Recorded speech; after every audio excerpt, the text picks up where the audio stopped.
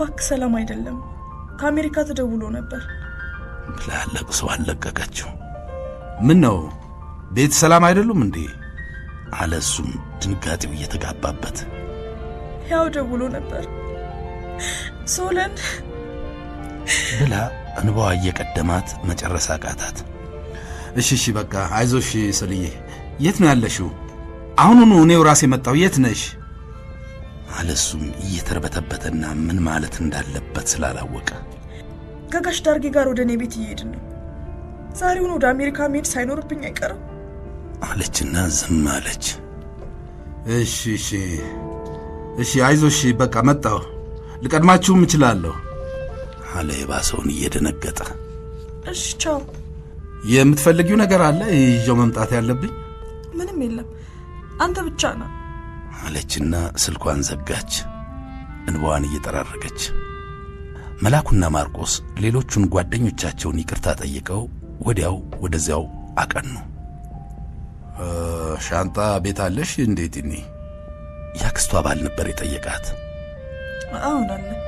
ምንም እኮ መያዝ ያስፈልጋል ብለህ ነው? ትንሽ ልብስ ከያዝኩ በቃ አለች። አሁንም ግራ የገባው ፊቷን በሁለት እጇ ሸፍና በረጅሙ እየተነፈሰች። አስበሽ አንዳንድ ጠቃሚ ነገሮችን መያዝ አትርሽ። ተጓዥ የሚያጋጥመው አይታወቅም። ደግሞ አክስትሽ በሌላ ሻንጣ የተወሰነ ነገር አዘጋጅታ ብትልክላቸውም ጥሩ ነው አለ በቀኝ እጁ ማጅራቷን አሸት እያደረገና እያባበላት። አይ ጋሽ ዳርግሽ ምንም ኮተት አይብዛል። በቃ እንደገባው ያለ ችግር በቀጥታ ወደ ሆስፒታል ነው መሄድ የምፈልገው አለች የመኪናውን መስኮት ከርሷ በኩል እየከፈተች። ቀኑ በጣም ይሞቃል። ባጠገባቸው ያልፍ የነበረ አሮጌ ጭነት መኪና እላያቸው ላይ የለቀቀው ጢስ መኪናቸውን ሲያፍነው ሽታው ብቻ ሳይሆን አይናቸውንም ሳይቆጠቁጣቸው አልቀረም። አፏ ውስጥ ያለው ማስቲካም አደጋውን ከሰማች በኋላ ድርቅ ያለውን አፏን ቢያረስላትም ጣዕሙ ግን ደምደም ስላላት ከኪሷ ውስጥ ባወጣችው የሶፍት ወረቀት ጠቅልላ አስቀመጠችው። እስኪ እናያለና ረጋ በይ አንቺ አይዞሽ ብሎ አሁንም ትከሻዋን መታ አድርጎ የሚጮኸውን ስልክ አንስቶ መልስ ሰጠ። እቤት ሲደርሱ መላኩና ማርቆስ ቀድመው ደርሰው ከሶስና ጋር ይጫወቱ ነበር። ሰላም ተባብለው የሆነውን ነገር ባጭሩ ነገሯቸው። ብርቄንና ሶስናንም ወደ ጓዳ ጠርታቸው የሆነውን ነግራ ለተወሰነ ጊዜ ዛሬ አሜሪካ መሄድ እንዳለባት ስትነግራቸው ደርቀው ቀሩ። ከዚያም ሲረጋጉ ከሰሎሜ ጋር ተፍ ማለት ጀመሩ። ቀኑ ሳይታወቅ ነው የመሸው። አክስቷ ደውላ ከማማ መገርቱ ጋር አብረው ሊመጡና አውሮፕላን ማረፊያ እንደሚገናኙ ተቀጣጠሩ። ከቤት ከመውጣታቸው በፊት ሰሎሜ መላኩን ለብቻው ወስዳ በጣም ነው ዝብርቅርቅ ያለብኝ። ውስጤ በፍርሃት ሊፈነዳ ነው። አይምሮ ውስጥ ያለውን ሁሉ ማሰብም ማውራትም የምችል አይመስለኝም። አንድ ነገር ግን ባንተ ላይ ጥዬ መሄድ አለብኝ። እንዳንተ የማምነው የለም። አያቴ ከቻለች አብራቸው ትቆያለች። ብርቄንና ሶስናን እንደኔ ሆነ እኔ እስክመጣ ልትንከባከብልኝ የምትችል ይመስላል አለች ግድግዳውን ደገፍ ብላ የጉዞ መረጃዎቿን በእጆቿ እንደያዘች። አሁን እንችላለሁ ምንም አታስቢ አለ መላኩ ፊቷ ቆሞ። ለጊዜው ብቻ ነው ትልቁ ሸክም። ጭንቅላቴ እኮ መስራት አቆመ። ያው በቃ ኢሜል አድርጋለሁ እደውላለሁ አይገስ ታንኪዩ አለች የደረቀ ከንፈሯን በምራቋ እያራሰችና የጃኬቷን ኪሶች የተረሳ ዕቃ እንዳይኖር እየፈተሸች። አይዞሽ ሁሉም ሰላም ይሆናል ብሎ አቅፏት የተወሰነ ጊዜ ያዛት። አንገቱ ላይ ጸጥ ብላ አለቀሰችና ምን ሆንኩ በእናትህ ይቅርታ ሰዓቱም ደርሷል መሰለኝ መውጣት አለብን አለችና ወደ ጓዳ ፈጠን ብላ በመሄድ ብርቄንና ሶስናን ጠርታ ብርቄ ሶሲ ያው እኔ ቶሎ ለመምጣት ሞክራለሁ እና አክስቴም አሉ። ምንም ነገር ቢያስፈልጋችሁ መሊ አለ እሱ ነው እኔን የሚወክል። እሺ በየቀኑ ያያችኋል። ምንም ብትፈልጉ ለእርሱ ንገሩት ብላ በተራ ስታያቸው እሺ አሉ ሁለቱም በአንድ ድምፅ። መላኩን ይወዱታል ይቀርቡታልም። እሱም ከልቡ ነው የሚወዳቸው። መላኩም መስማማቱን ለመግለጽ ፈገግ ብሎ ወደ ሁለቱም አየ። እንውጣ፣ እየረፈደ ነው ጢኒ አለ ያክስቷ ባል ከሳሎን። እሺ በቃ ጨርሰናል፣ መጣ ብላ ተከታትለው ወጡ።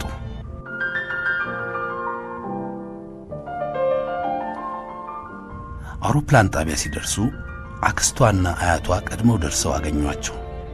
ከአያቷ ጋር ሲተያዩ እንደገና ተቃቅፈው መላቀስ ቀጠሉ። እንደምንም ዝም ካሰኟቸው በኋላ ሰዓቱ እየሄደ ስለነበር ሻንጣዋን ይዛ ገባች።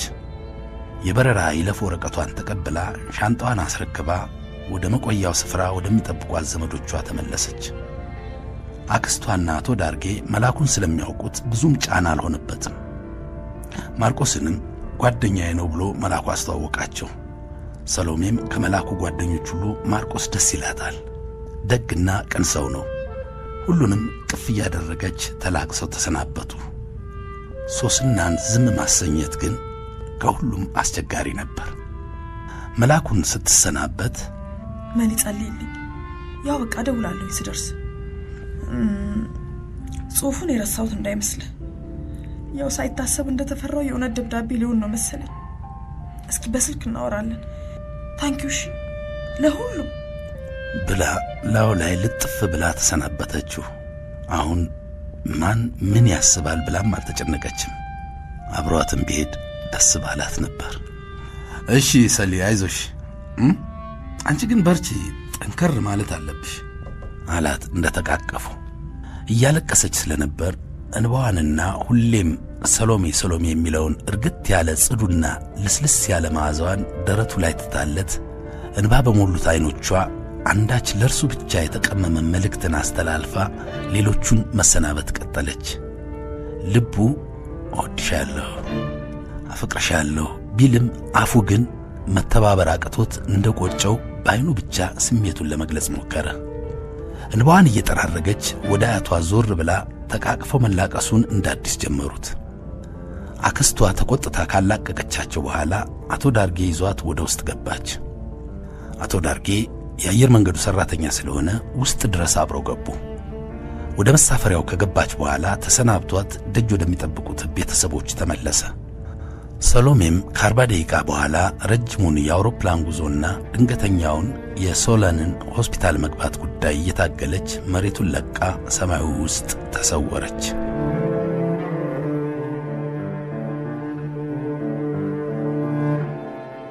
የሶለን ተጫዋችነት፣ ተላፊነትና ቀልደኛነት የሚያመጣቸው ሐሳቦች ሁሉ በአንድ ጊዜ እየተመላለሱ አሰቃዩት።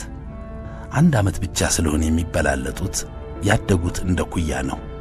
የማያውቋቸው መንትያ ነው የሚመስሏቸው። እርሱ ያደረገውን ሁሉ ማድረግ ትፈልግ ነበር። እርሱም ቢሆን ከእርሷ የሚደብቀው ምንም ነገር የለውም። ሕያው በ3 እና በ4 ዓመት ስለሚበልጣቸው ለዳኝነት ወይም ለማስጠናት ካልሆነ እምብዛም የእነርሱ የሕይወት ክፍል አይደለም። የፈለገ ቢሆን ለሶሎሜ ስለሆነ የሚረዳው የሕያውን ዳኝነት ሶለን አማራጭ ካላጣ አይቀበለውም። ሶለን ሐሳቡን ለመግለጽም ሆነ ለማስፈጸም ወሰን የሌለው ድፍረት ነው ያለው። መሸነፍ አይወድም። መሞከር የማይወደው ነገር ቢኖር አለመሞከርን ነው። ራሱ ሞክሮ ያላረጋገጠውን ነገር አይቀበልም። ሰሎሜ ወደ ኢትዮጵያ ከመጣች ወዲህ ከሰው ጋር መግባባት እየከበደው እንደመጣና ደስተኛ እንዳልሆነ ቤተሰቡ አስተውሏል። ያው ባለፉት 2 ዓመታት የራሱን ኑሮ ጀምሮ ስለወጣ ዝርዝር የዕለት ተዕለት ጉዳዩን አያውቁም። በብዛት ጥቁር አሜሪካውያን በሚኖሩበት የደቡብ ቺካጎ ሰፈር መኖር ከጀመረ ዓመት አልፎታል። ማርቲን ሉተር ኪንግ የእርሱ ጀግና የሕይወት ምሳሌ ነው። ጥቁሮቹ ብለው ከሚያወሩት አበሾች ጋር ሁሌ እንደተጣላ ነው። የተማረው ነጮች በብዛት በሚገኙበት ትምህርት ቤት ሲሆን የኖሩበትም ሰፈር የነጭ ሰፈር ነው የሚባለው። ሆኖም በብዛት የሚያነባቸው መጻሕፍትና የመመረቂያ ሥራውን የሠራበት ወረቀት የሚያተኩሩት በጥቁሮች የነጻነት እንቅስቃሴና በማርቲን ሉተር ኪንግ ሕይወት ላይ መሆኑ ብዙ ተጽዕኖ ሳያደርግበት አልቀረም። መጀመሪያ ላይ ነጮቹ የጥቁሮቹ ሕይወት የተጎሳቆለ እንዲሆን ቀጥተኛ አስተዋጽኦ ማድረጋቸውን እንደ ዋነኛ ችግር ያይ ነበር። ጠጋ ብሎ አብሮ መኖር ሲጀምር ግን የሰው ጠላቱ ራሱ ነው የሚለው አስተሳሰቡ እየጠነከረ መሄድ ጀመረ። በዓለም እጅግ በበለጸገች ሀገርና ሁሉ በሞላባት ከተማ መሃል እንዲህ አይነት ጥልቅ ድህነትና የሰው ልጅ ሰቆቃ መኖሩን ሊቀበለውም ሆነ ሊገባው ያልቻለ ምስጢር ሆኖበታል። ለዓመት ከ6 ወር አካባቢ የዘለቀው የግሪክ ክልስ ጥቁር አሜሪካዊት ከሆነች ጓደኛው ጋር የጀመረው የፍቅር ግንኙነትም በሕይወቱ ላይ ትልቁ ተጽዕኖ ነው። ስለ ልጅቷ ለሰሎሜ የነገራት ዝርዝር ባይኖርም ለሕይወቱ መመሳቀልም ሆነ አሁን ለደረሰበት ነገር የእርሷ አስተዋጽኦ እንዳለበት ጥርጣሬ አድሮባታል። የዛሬ 3 ወር ገደማም ሰሎሜ ጋር ደውሎ ጢኒዬ ባክሽን ሳላስበው መውጣት በማልችልበት ማጥ ውስጥ ሳልገባ አልቀረሁም። ጨው ውሃ ልትቀዳ ወረደች እየሆነ ነው የኔ ሕይወት። የምታገለው ባላገራ የማይሰበር ቋጥኝ ሆኖብኛል። መሸሽ ደግሞ እንደማልወድ ታውቂያለሽ። ምን ማድረግ እንዳለብኝም አላውቅም ያላትና ዝርዝሩን ግን ሊነግራት ያልፈለገው ጉዳይ ምን እንደሆነ እያሰላሰለች ሙሉ እንቅልፍ ያልሆነ ሰመመን ውስጥ ገባች።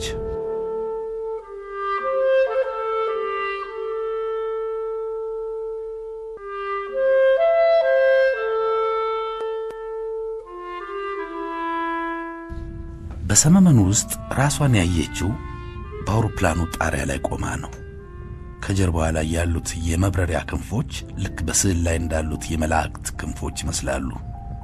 ፊቷ ወደ ምዕራብ ሲሆን ፀሐይ ባይታያትም ብሩህ ብርሃን በጠራው ሰማይና ኩልል ባለው የውቅያኖስ ውሃ ላይ ፈሶበታል። አውሮፕላኑ ወደ ሰሜን ጉዞውን ቀጥሏል። በቀኝ እጇ የያዘችውን አቅርቦ የሚያሳይ መነጽር ወደ አይኗ አቅርባ አሜሪካ ላይ አነጣጠረችው።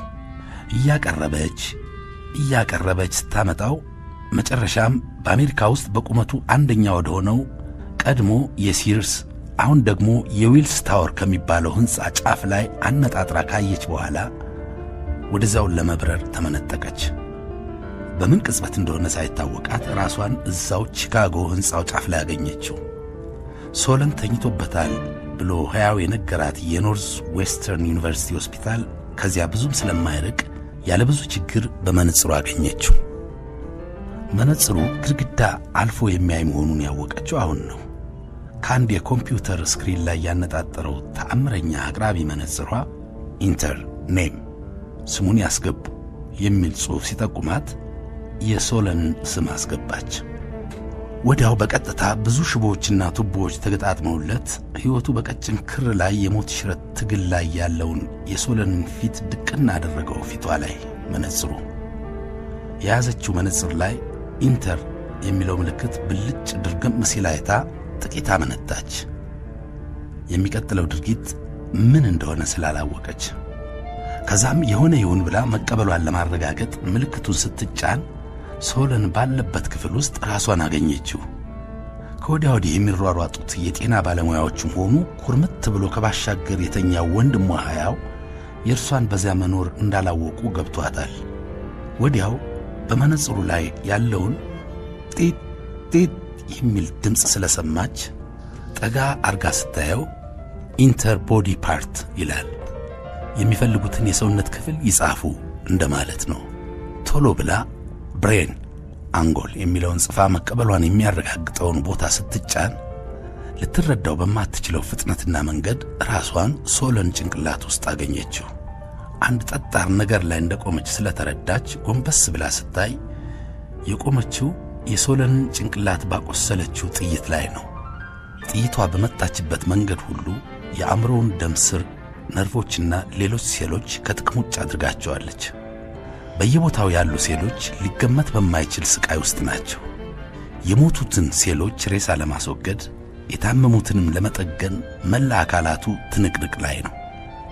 ከውጭ የሚመጣው መድኃኒትና ሕይወትን የማዳን እገዛ በመጠኑም ቢሆን እየረዳ እንደሆነ አይታለች። በየቦታው ደም ፈሷል፣ ብዙ ደም።